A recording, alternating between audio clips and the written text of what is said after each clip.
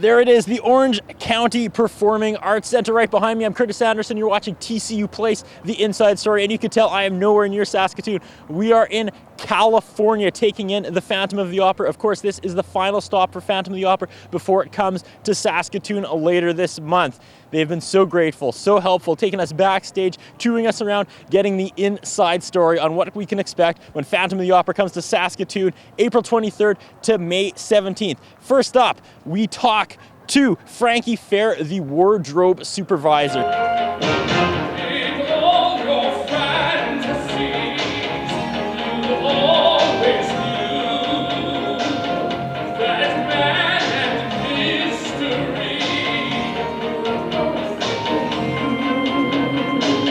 Now, we've been on the road for 16 years, well, we started in 1992, and these two outfits have been with us since then.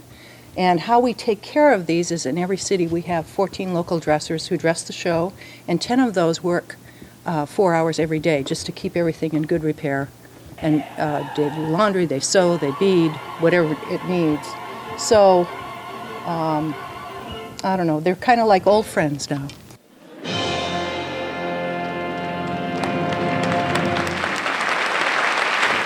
Here's our quick change station, hair station for the gals.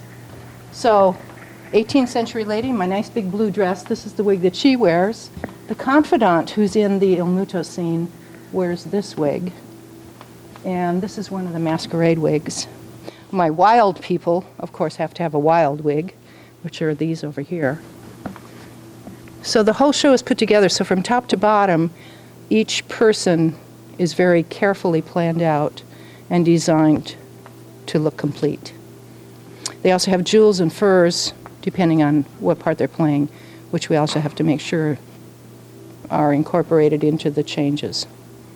Now that's the ensemble. So as you look down here during the show, there are 8 dressers, there's 12 people on this end and 10 on the other. So there's a lot of activity and a lot of business going on.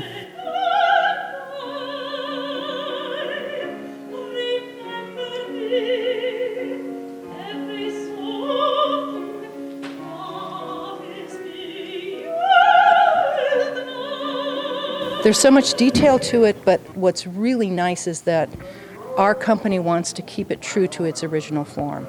So we go back to the original photos, we go back to the original design, and we have a designer that watches over to make sure that we really are keeping up the integrity of Maria's design. Are you nervous every time you have to pack this stuff up for transport? Not anymore. In the beginning? Probably, yeah. It's really kind of like a science, like everything goes back into a certain place. And even when you look at any of these gondolas, there's a list of what should be in the gondola. And then this is for the regular gal, and then the understudies, oh, that one doesn't have one, this one has one. The understudy list is on the other side. So when a certain, like Joelle Gates goes on, she wears these clothes. When Wood goes on, she wears these. So everything by now is down on paper. So it's not that big a deal, and you don't have to remember it all. There's a reference to check back on.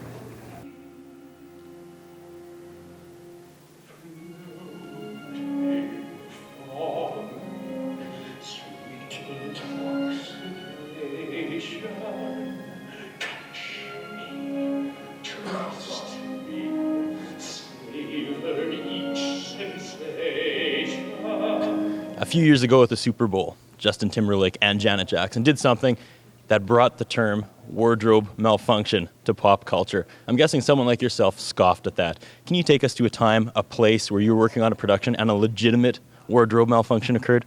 Well, it wasn't in Phantom. It was actually in a ballet where an elastic strap split and the ballerina had to dance the rest of the dance like that. That's the one that comes to mind.